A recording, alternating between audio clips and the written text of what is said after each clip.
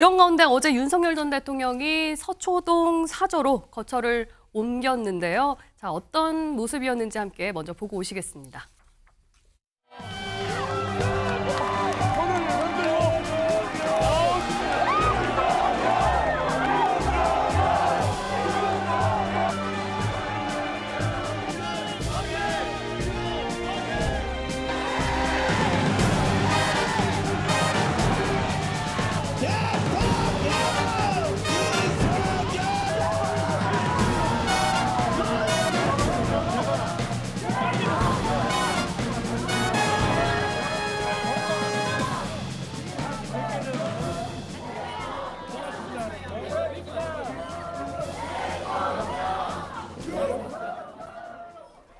예, 파면된 지 일주일 만에 윤석열 전 대통령이 이제 사저로 거처를 옮겼는데요. 모습을 다 함께 보셨습니다만 파면을 당한 대통령이라고 하기에는 굉장히 꽤 밝은 모습이었어요. 지지자들과 악수도 하고 막 주먹도 쥐고 손도 흔들고 이런 부분은 어떻게 보셨습니까? 국민의힘으로서는 사실 부담이 되죠. 그러니까 이제 윤석열 전 대통령을 지지하는 국민들은 각자의 개인적인 정치적 자유가 있는 것이고 예. 또 윤 대통령 본인도 물론 헌법재판소에서 파면 선고를 받았지만 여전히 본인은 억울하다. 또 본인은 물론 뭐 반성할 부분도 있겠지만 전체적으로는 좋은 취지에서 정말 국가를 생각하는 마음에서 했던 그런 계엄이었다라고 하는 본인의 소신은 네. 아마 변함이 없을 겁니다. 네. 그래서 앞으로도 형사재판이 계속되는 가운데 윤 대통령은 아주 적극적으로 네. 본인의 의견을 개진하고 소명할 것입니다. 그런데 네. 저는 그것이 그렇게 크게 국민의힘의 경선에 영향을 미치지 않을 거라고 봅니다.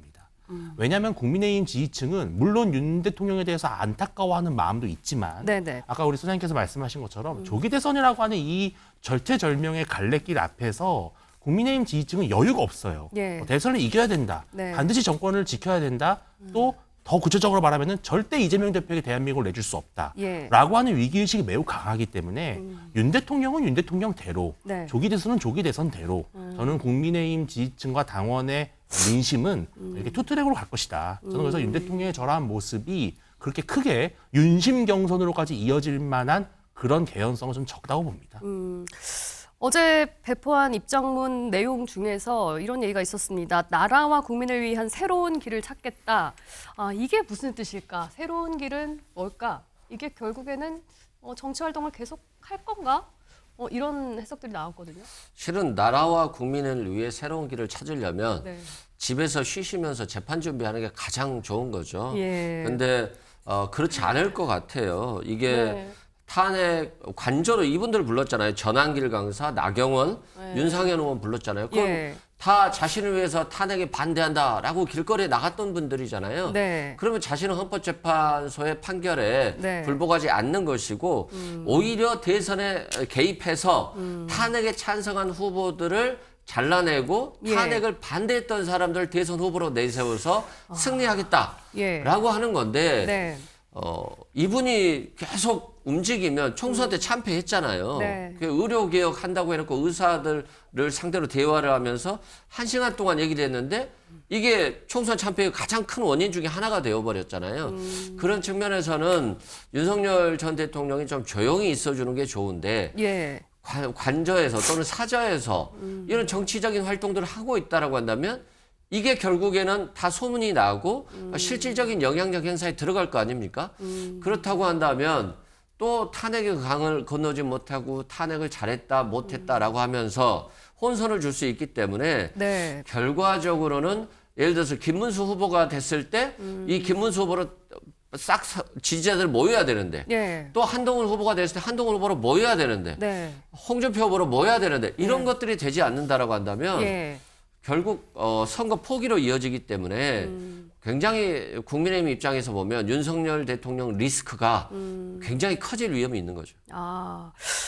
그럼 국민의힘과 윤석열 전 대통령의 관계 설정을 앞으로 어떻게 해 나갈 것인가? 이게 굉장히 이번 선거의 중요한 변수가 될 수도 네. 있을 것 같거든요. 그런데 최근 여론조사가 하나 나왔더라고요. 윤석열 대통령의 출당 관련해서 어떻게 생각하느냐? 어떻게 나왔습니까? 그렇죠. 윤석열 대통령이 이제 출당하는 부분에 대해서 예. 어떻게 하는 것이 좋겠냐라는 그런 의견인데 예. 그런 출당을 조사 시켜야 결과를 한다. 보면 이제 출당시켜야 된다가 50% 있습니다. 예. 근데 법적 질차를 지켜봐야 된다가 27이고 계속 취재해야 된다가 16이죠. 예. 이거 두 개를 합하면은 43%가 나오지요. 그러면 일단 뭐 그러니까- 거리를 둬야 된다? 그렇지는 또 않은 것 같아요. 그러니까 이게 복잡한 거예요. 무슨 말씀이냐면은 출당시켜야 된다라고 하는 부분은 예, 윤 대통령의 네네. 탄핵에 대해서 찬성한 그런 여론이 아. 그대로 유지되지만 예. 그렇다고 해서 국민의힘 지지층이나 보수층에서는 윤석열 대통령을 완전히 지워버려라도 아니거든요. 아. 그러니까 여전히 또 지지층들은 또 강하게 지지를 하는 강성 지지층들도 남아 있어요. 예. 그러니까 무슨 말씀이냐? 정리가 안 되는 겁니다. 그러니까 정리가 돼야 되는데 예. 정리 불가예요. 정리 불가의 상태에서 윤심은 지속된다. 네. 왜냐하면 이 윤심 기반을 한번 보세요. 윤심 기반이 TK와 보수입니다. 그러니까 국민의힘과는 떨어질래야 떨어질 수가 없는 거죠. 네. 여기에 뭐가 플러스 되냐면 애국 청년이 플러스가 됐어요. 그럼 애국 청년은 뭐죠?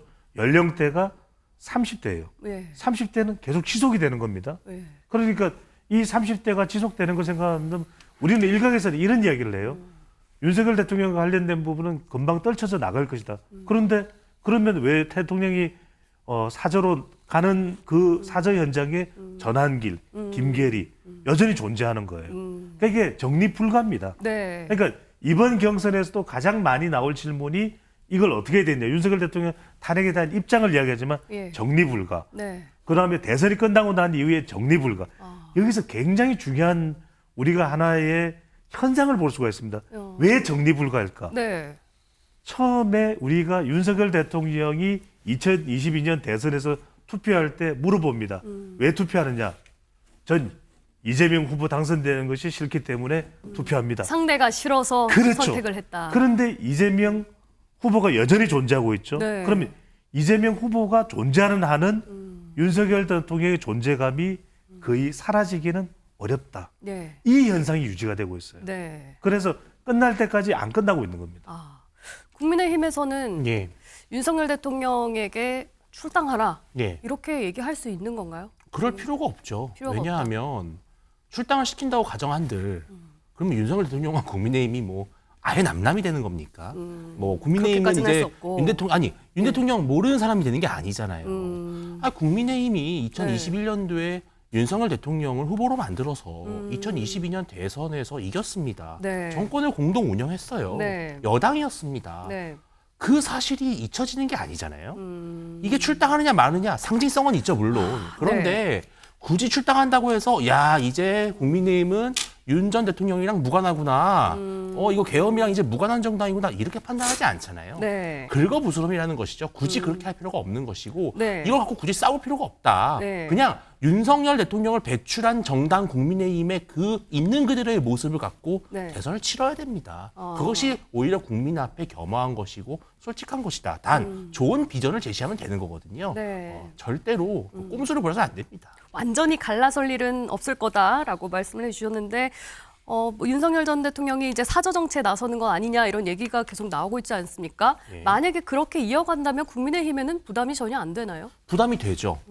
저는 윤 대통령께서 자제하셔야 된다고 생각을 합니다. 그 부분에 대해서는 자제를 해야 왜냐하면 된다. 본인이 말씀하셨듯이 국민의힘이 대선에서 이길 가능성을 단 0.01%라도 올리려면 예. 일단 국민들 뇌리 속에는 윤 대통령이 지워져야 되는 게 맞습니다. 네. 그런데 그렇게 하기가 어렵다는 것도 현실이거든요. 네. 그러나 저는 아까도 말씀을 드렸지만 윤 전 대통령의 메시지나 이런 것들이 크게 국민의힘의 경선에 영향을 미치지는 못할 것이라고 봅니다. 네. 왜냐하면 국민의힘 당원과 지지층은 이미 반드시 어떤 후보를 내세워서라도 이재명의 대한민국은 막아야 된다라는 절대절명의 위기의식이 있습니다. 예. 따라서 윤심에 휘둘리기보다는 정권을 재창출해야 된다는 그 절박감이 훨씬 더 크다. 네. 저는 윤심 경선이 되지 않을 거라고 생각을 합니다. 그런데요, 이 윤석열 대통령의 소위 워딩, 이 말이 윤 대통령의 입에서 나오는 게 아니에요.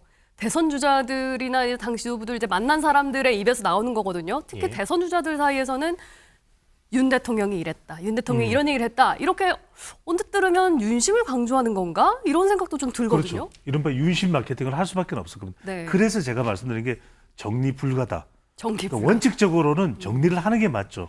탄핵의 선을 긋고 강을 건너서 국민의힘은 이제 다른 미래를 가겠습니다라고 해야 됩니다. 정치적으로 어떤 평가가 잇따르든 간에 네. 그럼에도 불구하고 현실적으로 정리 불가할 수밖에 없는 게 예. 국민의힘 내부에서 이런 경선에 나서는 후보나 네. 또는 지도부에서도 이게 선긋기가 안 될 거예요. 네. 왜냐하면 현실을 떠나기가 매우 어렵기 때문에. 네. 그런데 이걸 아셔야 됩니다.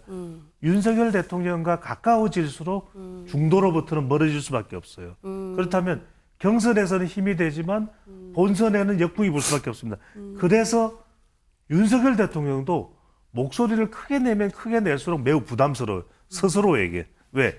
목소리를 크게 내면 크게 낼수록 국민의힘 지지층 내부로부터도 또 중도 보수로부터도 그건 당에 부담스럽다. 그래서 윤석열 전 대통령입니다. 윤석열 예. 전 대통령 스스로도 매우 이 목소리의 수위에 대해서는 조절할 가능성이 높을 것이다. 라는 생각이 듭니다. 예. 윤석열 전 대통령의 얘기를 전하는 대선 주자들의 속내는 윤심은 있다. 그 윤심은 통할 거다. 이런 생각에서였을까요? 어떻게 보세요?